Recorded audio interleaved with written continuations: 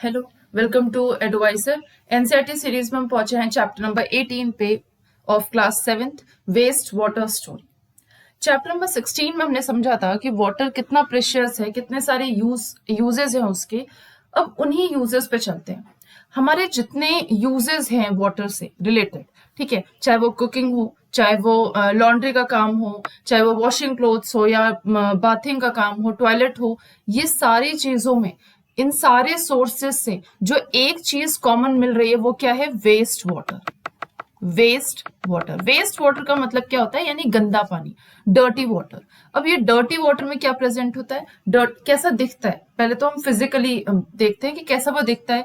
उसमें काफी ज्यादा झाग होगा, लेदर बहुत ज्यादा होगा, ऑयल हो सकता है अगर वो किचन से आया होगा। आप अगर ड्रेन्स में देखोगे तो यानी कि ड्रेन्स कहाँ के? सिंक्स के, शावर्स के, टॉयलेट, लॉन्ड्रीज, इनके अगर आप ड्रेन्स देखोगे तो काफी काला ब्राउन कलर का पानी होगा। ठीक है, इसको हम क्या कह रहे हैं? वेस्ट वाटर कह रहे हैं। अब ये जो यूज्ड वाटर है यानी कि जो वेस्ट वाटर है उसको भी हमें पूरी तरीके से वेस्ट नहीं करना चाहिए। क्यों? क्योंकि इस पानी में ज्यादातर क्या है? ये वेस्ट वाटर दो चीजों से मिलकर बना है। एक तो इसमें पॉल्यूटेंट्स है।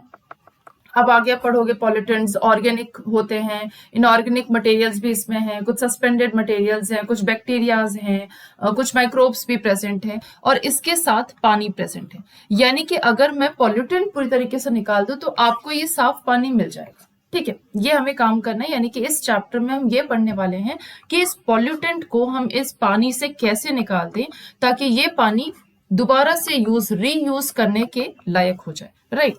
अब आपको मैं एक बात बताऊं कि यहाँ पे वेस्ट वाटर जो है वो कहाँ से आता है, उसका प्रोड्यूसिंग सोर्स क्या है? हमारे घर हैं, ऑफिसेज हैं, हॉस्पिटल्स हैं, इंडस्ट्रीज हैं, ये सारा उनका मतलब प्रोडक्शन का एरिया है। लेकिन वहां से ये वेस्ट वाटर जाता कहाँ है, क्या होता है उसका, वो सारी चीजों को पढ़ेंगे।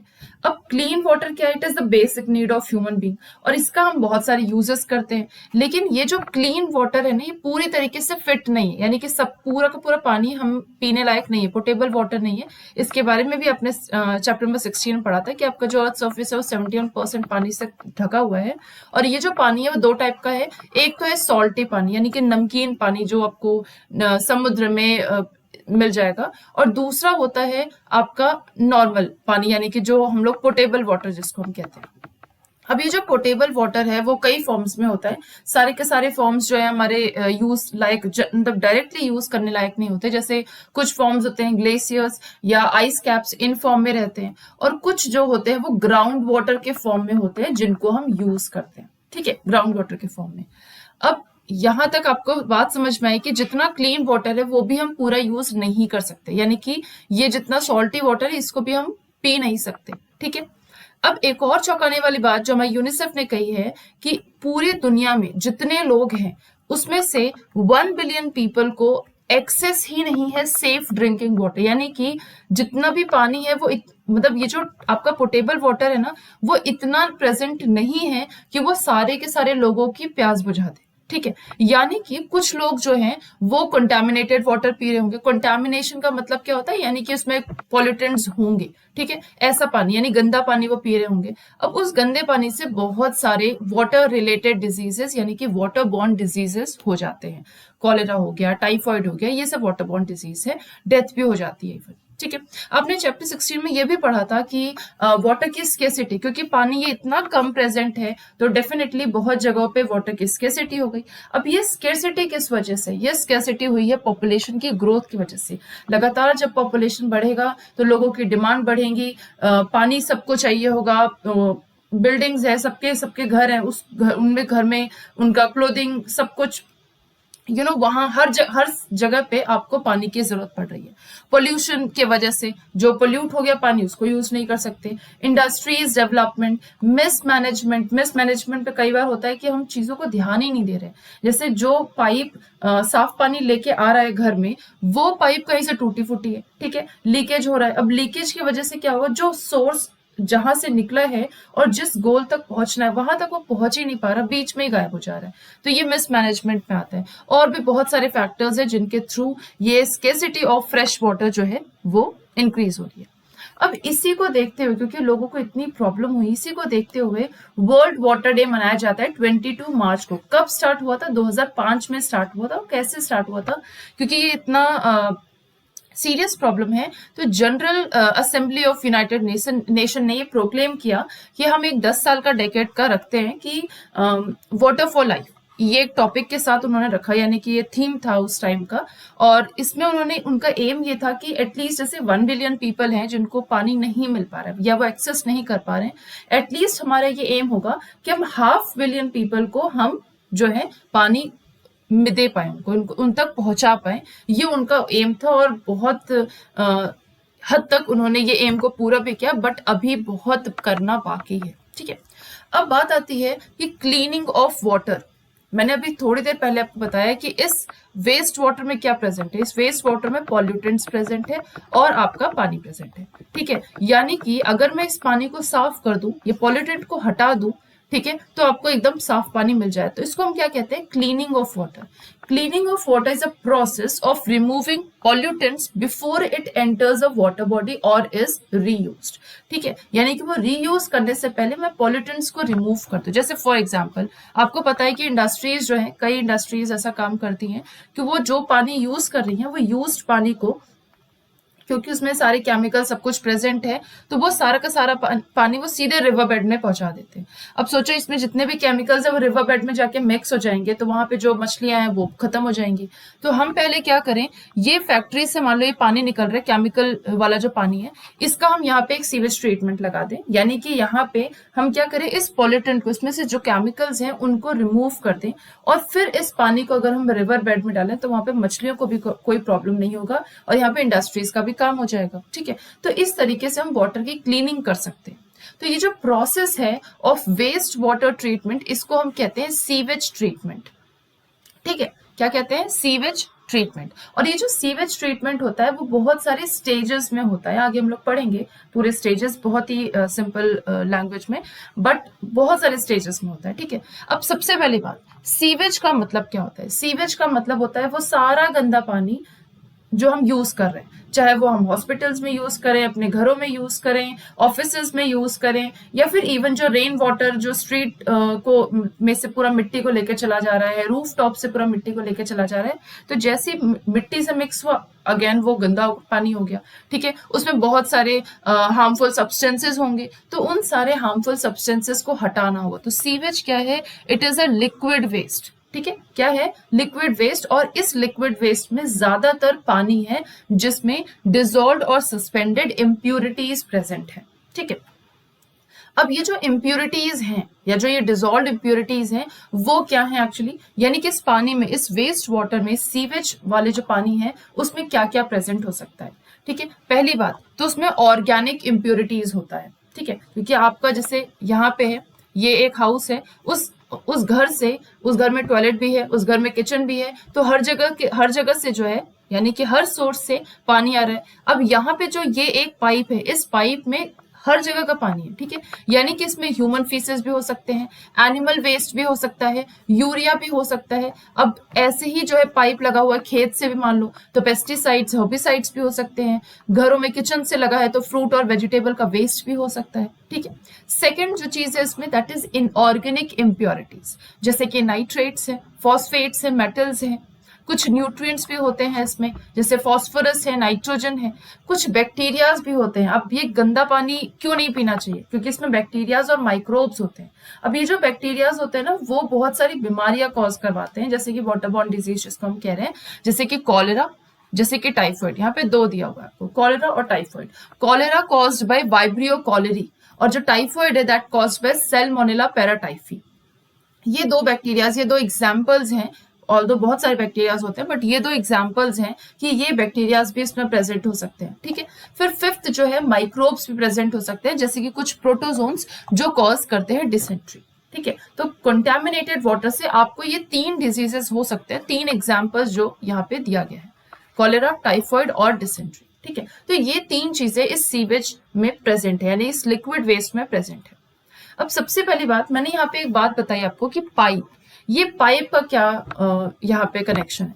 देखो जैसे मान लीजिए हम एक सोसाइटी में रह रहे हैं, यहाँ पे ऐसे इस तरीके से आपको 4 घर दिख रहे हैं, ठीक है। इनका अपना बहुत सारे सोर्सेस से एक पाइप निकल रहा है, इनका अपना बहुत सारे सोर्सेस से एक पाइप निकल रहा है, इसी तरीके से यहाँ भी और इसी तरीके से यहाँ भी, ठीक है। तो ये और ये जाके इकट्ठा होते हैं किसी एक जगह, ये सब का सोर्स इकट्ठा होता है किसी एक जगह और वहां से वो उसको कहाँ पहुंचाते हैं, एक सीवेज ट्रीटमेंट प्लांट में। कहाँ पहुंचाते हैं, एक सीवेज ट्रीटमेंट प्लांट में। कुछ इस तरीके से काम होता है, यानी कि यहाँ पे एक नेटवर्क है, ठीक है, पहली बात। और दूसरी बात, ये जो घर है, इस घर में हमारे यहाँ जो है साफ पानी भी आता है और हम अपने घरों से वो ड्रेन से गंदा पानी भी बाहर पहुंचाते हैं, यानी कि 2 टाइप के पाइप्स होंगे, ठीक है। घर में आने और जाने के लिए 2 टाइप के पाइप्स होंगे। एक पाइप होगा जो हमें साफ पानी लेके आएगा, ठीक है, और दूसरा पाइप होगा जो हमारे घरों से गंदा पानी लेके जाएगा। तो यहाँ पे जो ये नेटवर्क है of big and small pipe, इसको हम क्या कहते हैं, इसको हम कहते हैं सीवर, और ये बनाते हैं सेवरेज। यानी कि ये एक ऐसा ट्रांसपोर्ट सिस्टम है जिसमें जो सीवेज है वो फ्रॉम वन पॉइंट जहां से वो प्रोड्यूस हो रहा है, वहां से वो कहाँ पहुंचा रहा है उसको, पॉइंट ऑफ डिस्पोजल, ठीक है। ये आपका सोर्स है। जैसे मान लीजिए हमारा घर, ये हमारे घर से ये पाइप जो है 2 टाइप के पाइप है, मैंने आपको बताया।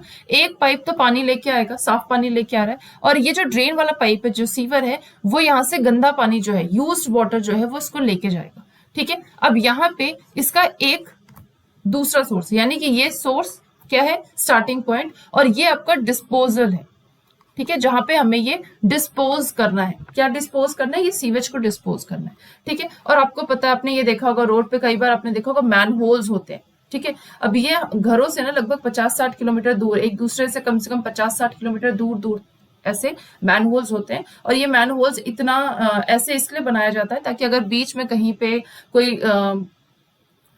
क्लॉग हो गया तो वहां पे उस चीज को ठीक किया जा सके।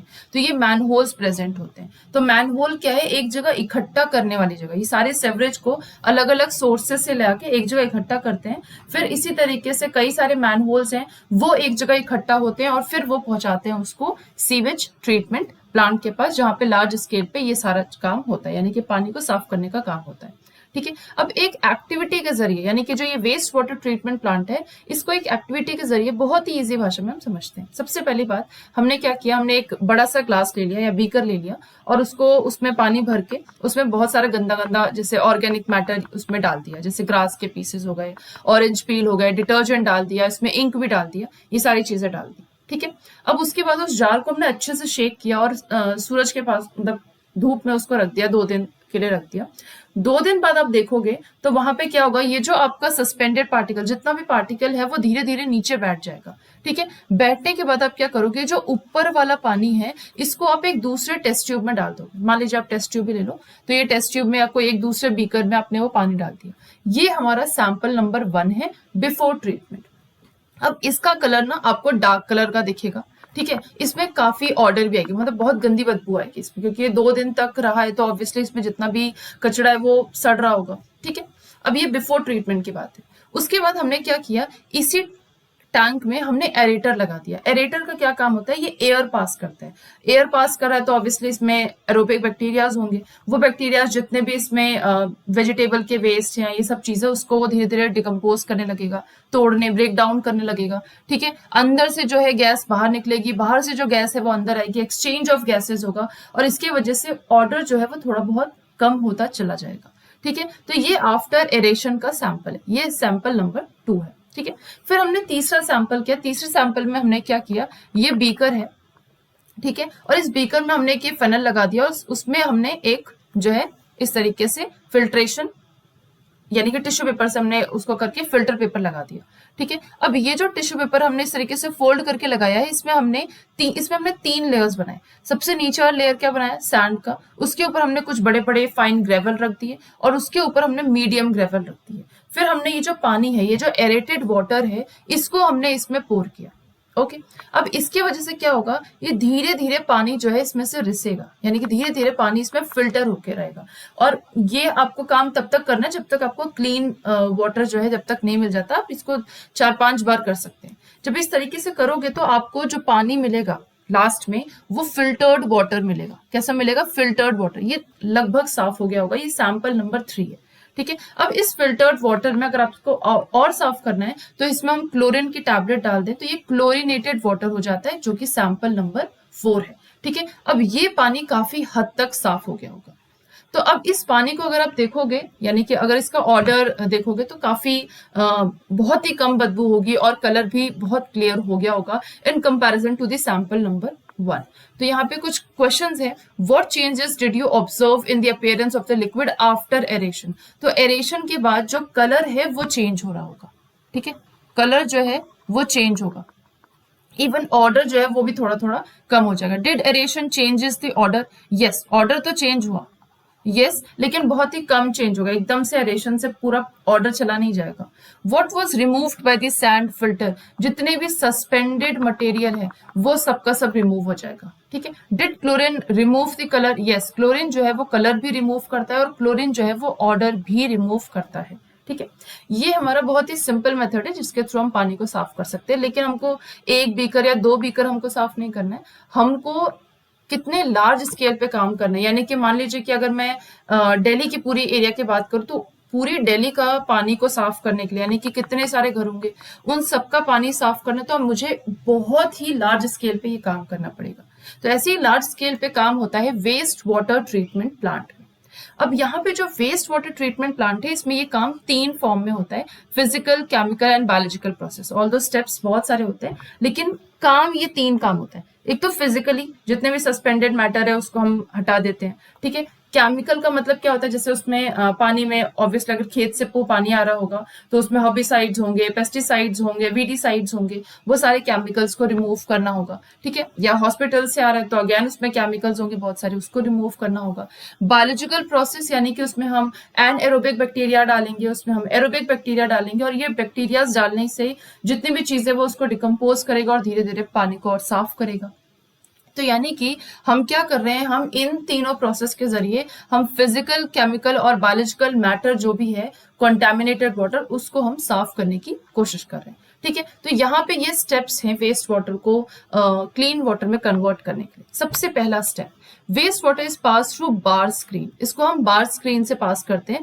तो इसमें जितने भी बड़े बड़े ऑब्जेक्ट्स होंगे, अब जैसे पानी में जो बड़े बड़े ऑब्जेक्ट्स हैं उसको हमें रिमूव करना है। बड़े ऑब्जेक्ट्स जैसे कि रैग स्टिक हो गए, कैन हो गए, प्लास्टिक पैकेट्स, पॉलिथीन, नैपकिन, ये जितने भी हैं वो सब इस बार स्क्रीन, देखिए यहाँ पे फंस रहा है ना, ये बार स्क्रीन आपको दिख रहा है, दिस वन। अब यहाँ पे जो है ये सारा चीज फंस जाता है, जो बड़ी बड़ी चीजें फंस जाएंगी और बाकी पानी जो है वहां से रिमूव हो जाएगा। बार स्क्रीन के बाद हम इस पानी को कहाँ पहुंचाएंगे, grit and sand removal tank में। अब यहाँ पे क्या करेंगे, यहाँ से बार स्क्रीन से जब पानी को हम पास करेंगे तो उसका जो स्पीड है वो काफी कम कर देंगे।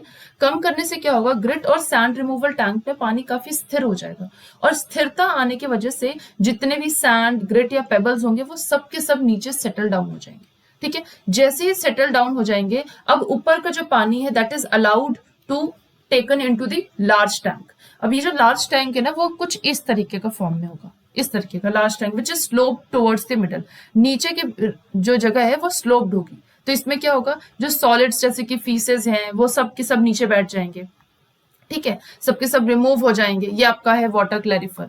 स्क्रेपर से अगर ऊपर कोई चीज आपको तैरती हुई दिख रही है, आप स्क्रेपर से उसको रिमूव कर दोगे तो इस पानी को अब हम क्या कहेंगे, स्लज कहते हैं। ठीक है, क्या कहते हैं, स्लज कहते हैं। इसमें बहुत सारे फ्लोटेबल सॉलिड्स होंगे, ऑयल हो सकता है, ग्रीस हो सकता है। तो इसको फिर हम साफ करने के बाद इसको हम क्या कहेंगे, clarified water. Now it is called as clarified water, क्योंकि ये कहाँ प्रेजेंट है, वाटर क्लैरिफर में। ओके, अब ये जो स्लज है इसको फिर से हम एक सेपरेट टैंक में ट्रांसफर करेंगे जहां पे हम एनएरोबिक बैक्टीरियाज डालेंगे। ठीक है, क्या किया हमने इसको, स्लज को यहां से इस वाटर क्लैरिफर से हमने कहा ट्रांसफर किया, एक दूसरे टैंक में। और उस टैंक में, यहां से मैं लिख दे रही हूं, एक दूसरे टैंक में, और उस टैंक में हमने क्या डाल दिया, एनएरोबिक बैक्टीरिया। ठीक है, क्या डाला है, एनएरोबिक बैक्टीरिया। अब ये एनएरोबिक बैक्टीरिया क्या आपको पता है कि ये क्या रिलीज करते हैं, ये मीथेन गैस रिलीज करते हैं। और आपको पता है ये मीथेन गैस का यूज कहाँ होता है, बायोगैस में यूज होता है। तो यहाँ से हम बायोगैस का भी एक तरीके से ट्रीटमेंट कर सकते हैं और वहां से जो है अपना इलेक्ट्रिसिटी को प्रोड्यूस कर सकते हैं। तो यहाँ पे एक काम ये भी होता है। ठीक है, तो एनएरोबिक बैक्टीरिया से ये सब काम होगा, यानी कि एक तरीके से डिकम्पोजिशन होगा। फिर उसके बाद क्या करेंगे, हम इस सेपरेट टैंक में, आप देखिए एनाएरोबिक बैक्टीरिया ने अपना काम कर दिया, अब इस सेपरेट टैंक में हम एरेटर का काम करें, यानी कि एयर को पंप करेंगे, इस क्लैरिफाइड वाटर में एयर पंप करेंगे। यहाँ पे आप नीचे देख सकते हो, ये आपका एरेटर है। इसमें हमने क्या किया, एयर को पास किया। जब एयर पास करेंगे तो उस एयर के साथ आएंगे एरोबिक बैक्टीरियाज, और ये जो एरोबिक बैक्टीरियाज हैं वो लगातार ग्रो करने लगेंगे, और ये क्या करेंगे, जितने भी, अब अगर इस पानी में ह्यूमन वेस्ट हो, फूड वेस्ट हो, सोप हो या अनवांटेड मैटर जो भी चीज है, वो सबको पूरी तरीके से क्लैरिफाई कर देगा, सबको डिकम्पोज कर देगा, सबको कंज्यूम कर लेगा, और अब ये पानी जो है वो साफ हो गया। ठीक है, ऑलमोस्ट अब ये पानी जो है वो साफ हो गया। कुछ घंटे बाद क्या होगा, जो भी उसमें सस्पेंडेड माइक्रोब्स होंगे वो नीचे की तरफ बैठ जाएंगे। तो इसको हम क्या कहते हैं, एक्टिवेटेड स्लज। अब यहां से ऊपर का जो पानी है, जब सब सेटल डाउन हो जाएगा तो ऊपर का जो पानी है वो सब हम रिमूव कर लेंगे। ठीक है, यानी कि एक्टिवेटेड स्लज जो है उसमें 97% पानी है। अभी भी अगर थोड़ा बहुत, ये 3% जो है इसमें अभी भी पॉल्यूटेंट्स है जिसको हमें रिमूव करना है। ठीक है, अब इस वाटर को हम सैंड ड्राइंग बेड्स या मशीन के थ्रू हम इसको रिमूव करेंगे, तो ये जो 3% है इसका भी लगभग 1 to 2% जो है वो रिमूव कर देंगे। ठीक है, यानी कि ड्राइड स्लज जो है, अब इसमें जो बचा हुआ स्लज है, यानी कि इसमें जो भी चीजें प्रेजेंट होगी उसको आप मेन्योर के फॉर्म में या ऑर्गेनिक मैटर या न्यूट्रिएंट के फॉर्म में आप उसको सॉइल में यूज कर सकते हो, सॉइल फर्टाइल ही होगी। ठीक है, अब यहाँ पे देखिए 97% वाटर है, तो इसको हम क्या कह सकते हैं, इसको हम कह सकते हैं ट्रीटेड वाटर। अब इस ट्रीटेड वाटर में बहुत ही कम ऑर्गेनिक मटेरियल या सस्पेंडेड मैटर होंगे, इनऑर्गेनिक मैटर बहुत कम होंगे। ठीक है, अब इस पानी को हम, ये पानी अब केपेबल है सी में या रिवर में या ग्राउंड में जाने के लिए, इसको हम डिस्चार्ज कर देंगे, फिर नेचर उसको अपने आप क्लीन करेगा। अब नेचर कैसे क्लीन करेगा, मान लीजिए कि ये खूब सारा पानी है, ठीक है, आप आगे पढ़ोगे, जहां भी इस जगह पे इतना पानी हो ना, कोशिश वो लोग करते हैं कि वहां पे यूकलिप्टस का ट्री लगा दें। अब आपको यूकलिप्टस के ट्री के बारे में एक खासियत पता है कि जितना वो ऊपर जाता है उतना ही वो नीचे जाता है। ठीक है, उसके रूट्स उतनी ही नीचे जाती हैं, और इनकी जो रूट्स होती है ना, वो बहुत जल्दी पानी को एब्जॉर्व करती हैं, बहुत जल्दी पानी को एब्जॉर्व करती हैं। ट्री ने इस पानी को एब्जॉर्व किया। ठीक है, अब एब्जॉर्व किया तो ट्रांसपिरेशन के फॉर्म में ये जो वाटर वेपर ये रिलीज करेगा, ये तो सिर्फ वाटर ही रिलीज करेगा ना, यानी एक तरीके से इसने पानी को शुद्ध कर दिया। तो नेचर अपने आप इस वाटर को अपने आप जो है प्यूरिफाई कर देता है। ठीक है, डिसइंफेक्ट कर देता है। और अगर उसके बाद भी आपको उसको डिसइंफेक्ट करना है, मान लीजिए उसको पीने के लिए आपको भेजना है, तो ऐसे वाटर को डिसइंफेक्ट करने के लिए आप उसमें क्लोरीन या ओजोन डाल सकते हैं, ऐसे केमिकल्स डाल सकते हैं, और उसके बाद डिस्ट्रीब्यूशन सिस्टम में उसको प्रोसीड ऑन कर सकते हैं। ठीक है, तो नेचर भी इसको क्लीन कर रहा है, अगर उसको रिवर या सी बेड में आपको डालना है, और अगर उसको जो है वापस से रिलीज करना है तो हम उसमें क्लोरीन या ओजोन डाल के उस वाटर को डिसइंफेक्ट कर सकते हैं। ठीक है, ये पूरी तरीके से बात हुई, पूरे स्टेप्स हैं जो सीवेज ट्रीटमेंट प्लांट में होता है। ठीक है, the water is in the river is cleaned naturally by the process that are similar to those adopted in waste water treatment plant. Transpiration के थ्रू ये सारा काम हो रहा है। ठीक है, यूकलिप्टस ट्री के बारे में यहाँ पे बताया गया कि कोशिश की जाती है कि वहां पे सीवेज पॉन्ड के पास यूकलिप्टस ट्री लगा दें, क्योंकि ये ट्रीज जो हैं they absorb all the surplus waste water, बहुत तेजी से उसको एब्जॉर्व कर लेते हैं और प्योर वाटर वेपर को एटमोस्फेयर में रिलीज करते हैं। ठीक है, तो इस तरीके से पानी को उन्होंने साफ कर दिया।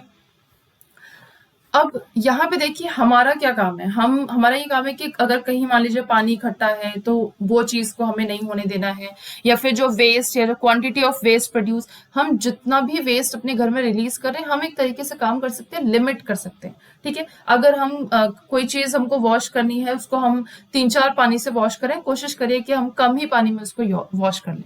ठीक है, यहाँ पे कोई भी अगर साइट ऑफ ओपन ड्रेन्स है वो आप उसको बंद करवा सकते हैं, जितने भी आप घरों के पास जितने भी ड्रेन्स दिखते हैं उसको बंद करवा दो, क्योंकि वो भी एक तरीके से एक नई डिजीज लाने के लिए केपेबल होते हैं। रेनी सीजन में आपने देखा होगा ड्रेन्स जो है वो ओवरफ्लो हो जाती हैं, ओवरफ्लो हो जाएगा तो वहां पे वो एरिया बहुत ही अनहाइजीनिक अनसैनिटरी कंडीशंस प्रिवेल हो जाते हैं, फ्लाइज मॉस्किटो ये सब उसमें ब्रीडिंग करते हैं, और उसके बाद जो है एकदम एपिडेमिक हो जाएगा ये मॉस्किटो से रिलेटेड डिजीज जो होता है, दैट इज मलेरिया।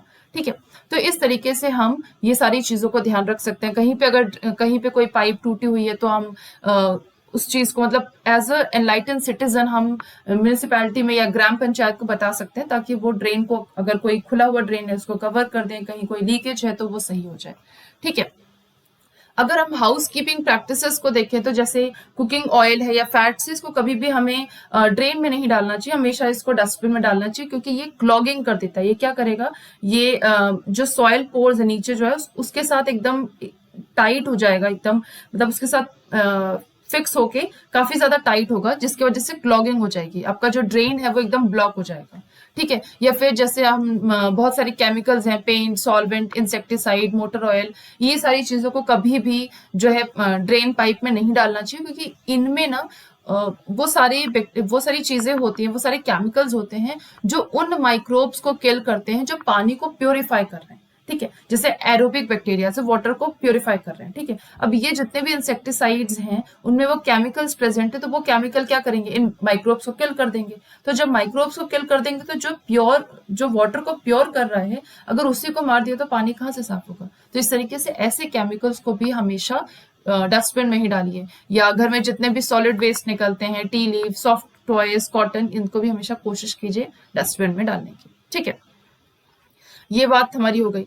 अब 2016 में आपको पता है गवर्नमेंट ने लॉन्च किया था स्वच्छ भारत अभियान, जिसमें वो सबको टॉयलेट प्रोवाइड कर रहे थे गांव में, ताकि वो खुले में जो है शौचालय ना करें।